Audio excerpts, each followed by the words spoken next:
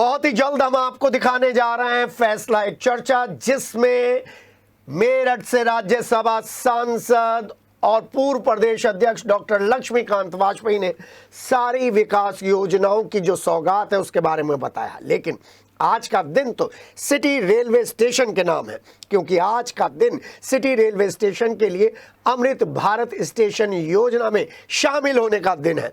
और ये सौगात मिली है मेरठ के इस स्टेशन को, क्योंकि 110 साल पुराने मेरठ के इस रेलवे स्टेशन को, सिटी रेलवे स्टेशन को कोई कम अनुदान नहीं मिला है। 473 करोड़ रुपए मिले हैं कायाकल्प करने के लिए, पुनर्विकास करने के लिए। सिटी रेलवे स्टेशन विश्व स्तरीय स्टेशन बनेगा। इस बारे में बहुत अच्छी तरीके से हमने बातचीत की है फैसला एक चर्चा में। लेकिन आज जब प्रधानमंत्री नरेंद्र मोदी ने अमृत भारत योजना के तहत 41,000 करोड़ की लागत से देश भर के 554 रेलवे स्टेशनों के कायाकल्प करने के लिए और 1500 रोड ओवर ब्रिजेस और अंडर पासेस का शिलान्यास और उद्घाटन करने के लिए कदम उठाया, तो मेरठ का सिटी रेलवे स्टेशन भी इस पूरे कायाकल्प कार्यक्रम में शामिल हो गया। शिलान्यास कार्यक्रम के बाद राज्यसभा सांसद डॉक्टर लक्ष्मीकांत वाजपेयी ने पीसी की और बताया कि प्रधानमंत्री नरेंद्र मोदी से मेरठ को अमृत भारत योजना में शामिल कराने की बात उन्होंने उठाई थी, जिसके बाद मेरठ की जनता को यह सौगात मिली है। अमृत भारत योजना के तहत नए स्टेशन में 4 मंजिला इमारत बनेगी, होटल, रूफ प्लाजा, और ये पूरा कायाकल्प होगा। हम आपको बता दें इस पूरे डेवलपमेंट के बारे में आप मंगलवार को हमारा विशेष कार्यक्रम देखिए, फैसला एक चर्चा, जिसमें वो पूरी योजनाएं बता रहे हैं। मेरठ क्रांतियों का ये जिला भूमि मानी जाती है, तो क्रांतियों की थीम पर ही इस रेलवे स्टेशन का पुनर्विकास होगा। और आज मैं कह सकता हूँ, माननीय प्रधानमंत्री मोदी जी ने 554 रेलवे स्टेशन का पुनर्विकास और 1500 के करीब 1500 जिसमें रोड, ब्रिज और अंडरपास, उनका भी ये कार्यक्रम आज माननीय शिलान्यास किया है। अब माननीय प्रधानमंत्री मोदी के नेतृत्व में 2014 से लेकर के अब तक जो रेलवे में अभूतपूर्व परिवर्तन हुआ है। हम कह सकते हैं यूपीए की सरकार में, जहां पर मनमोहन सिंह का पहला कार्यकाल था, उस समय रेलवे का केवल 8,000 करोड़ बजट होता था। 13-14 जो लास्ट कार्यकाल था, तब मैं कहूँगा उसमें केवल 29,000 करोड़ का बजट होता था। आज माननीय प्रधानमंत्री जी ने इस बजट को बढ़ाते 2,52,000 करोड़ इस वर्ष का बजट रखा है। विचार कर सकते हैं, बहुत ही अभूतपूर्व परिवर्तन। और जिस तरह से रेल की पटरियों का विस्तारीकरण हो रहा है, हमारा इलेक्ट्रिफिकेशन जैसा चल रहा है। और मैं कहूँगा कि नॉर्थ ईस्ट जैसे स्टेट को भी हम सब स्टेट को जोड़ने जा रहे हैं। और केवल नॉर्थ ईस्ट को ही नहीं, अभी माननीय प्रधानमंत्री ने जो हमारा त्रिपुरा, अखौरा, निस्मुत रेलवे स्टेशन से बांग्लादेश तक को जोड़ने का जो अपना रेलवे का किया है, तब इस सबसे बहुत बड़े इस अभियान में जो कार्यक्रम आज का हुआ है, मुझे लगता है कि देश में आज तक इस प्रकार का इतना बड़ा कार्यक्रम रेलवे में नहीं हुआ। अच्छा, ये टारगेट कब तक फिक्स किया गया है, कब तक अचीव हो जाएगा टारगेट? देखिए, जिस तरह से आप देखिए कि लगातार माननीय प्रधानमंत्री जो शिलान्यास करते हैं उसका उद्घाटन भी करते हैं, तो आपको लगेगा कि बहुत जल्दी इसका उद्घाटन भी होगा। और मुझे लगता है कि 2 साल में ये भव्य और दिव्य ये यहाँ का रेलवे स्टेशन दिखाई पड़ेगा। और 2014 के बाद में जिस तरह से आपने रेलवे को बिल्कुल नया रेलवे विभाग देखा हुआ, उसमें चाहे रेलवे स्टेशन हो, रेल की पटरियाँ हो, अपनी सफाई स्वच्छता की बात हो, या सुविधाओं की बात हो, यात्रियों का सुगमता हो, या फिर टाइम टेबल की बात हो, सभी क्षेत्रों में बहुत बड़ा सुधार। माननीय मोदी जी का, माननीय रेल मंत्री जी का बहुत बहुत सबसे पहले तो आभार कि उन्होंने इस बड़ी योजना के अंदर मेरठ को भी इसका हिस्सा बनाया। वैसे पूरे रेलवे का ही कायाकल्प हो रहा है।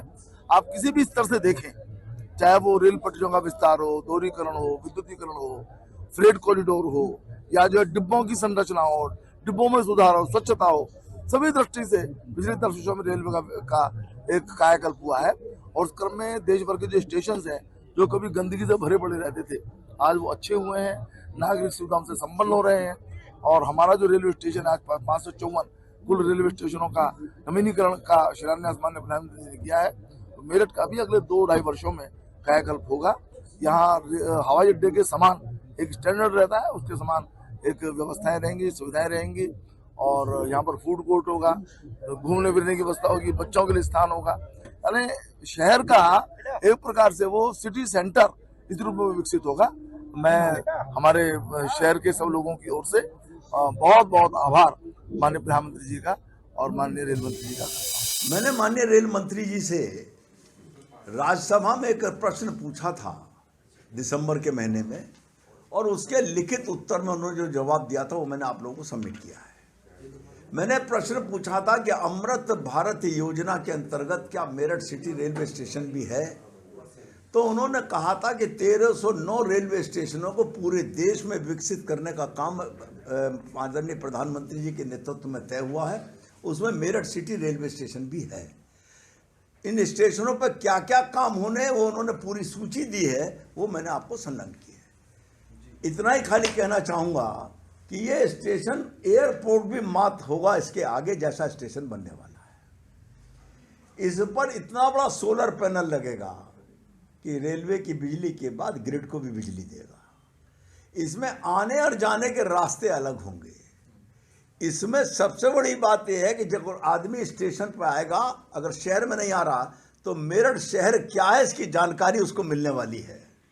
और वो जानकारी क्या है, वन डिस्ट्रिक्ट वन प्रोडक्ट वहाँ मौजूद होगा। इसके अलावा मेरठ की खादी मौजूद होगी। इसके अलावा मेरठ का बैंड बाजे का प्रतीक मौजूद होगा। और क्रांति धरा मेरठ है, इसकी थीम पर मेरठ स्टेशन का निर्माण होगा। फ्रंट एलिवेशन भी, और कुल मिलाकर क्रांति धरा के बारे में अगर कोई 10 मिनट भी मेरठ सिटी स्टेशन पर देगा तो मेरठ का क्रांति के आंदोलन में क्या रोल था ये उसको जाहिर हो जाएगा। तो 1857 की क्रांति धरा मेरठ, उसका स्टेशन, उसका दिग्दर्शन कराता हुआ होगा, ये विषय है इसमें। मैंने माननीय मंत्री से आग्रह किया था कि मेरठ के लिए मेरठ से बनारस के लिए कोई ट्रेन हमको मिलनी चाहिए। 2 ट्रेनों प्रस्तावों पर विचार चल रहा है। मुझे उम्मीद है कि आचार संहिता लगने से पहले एक कम से कम एक पर लिखित सहमति हमको मिलेगी। मेरठ से लखनऊ अयोध्या बनारस, या मेरठ से लखनऊ इलाहाबाद बनारस। ये भी हो सकता है कि मेरठ से अयोध्या एक ट्रेन हो जाए, मेरठ से लखनऊ इलाहाबाद बनारस एक ट्रेन हो जाए। लेकिन आग्रह किया है और आदरणीय मंत्री जी का रुख सकारात्मक है। और मैं एक बात यहाँ उल्लेख करना चाहूँगा, जहाँ मैं सारे काम के लिए देश भर में जो आधारभूत ढांचा विकसित होता, आदरणीय प्रधानमंत्री जी के प्रति, नरेंद्र मोदी जी के प्रति आभार व्यक्त करना चाहता हूँ। मैं एक बात जनता को विचार के डालना चाहता हूँ, जनता पर एक नया पैसा, कोई नया टैक्स बढ़ाए बिना इस 10 साल में आदरणीय नरेंद्र मोदी जी की सरकार ने जो आधारभूत ढांचा देश को बढ़ा कर दिया है। मेरठ की चर्चा अगर मैं करूं तो एक्सप्रेस हाईवे और RRTS हमको दी है। तो जब 1 पैसे का टैक्स नहीं बढ़ा तो पैसा कहां से आया? केवल भ्रष्टाचार को रोककर, और भ्रष्टाचार रोकने के साथ साथ जो टैक्स बनता था उसका रियलाइजेशन करके जो धनराशि एकत्र हुई उसको पुनः जनता को समर्पित करने का काम आदरणीय नरेंद्र मोदी ने किया है।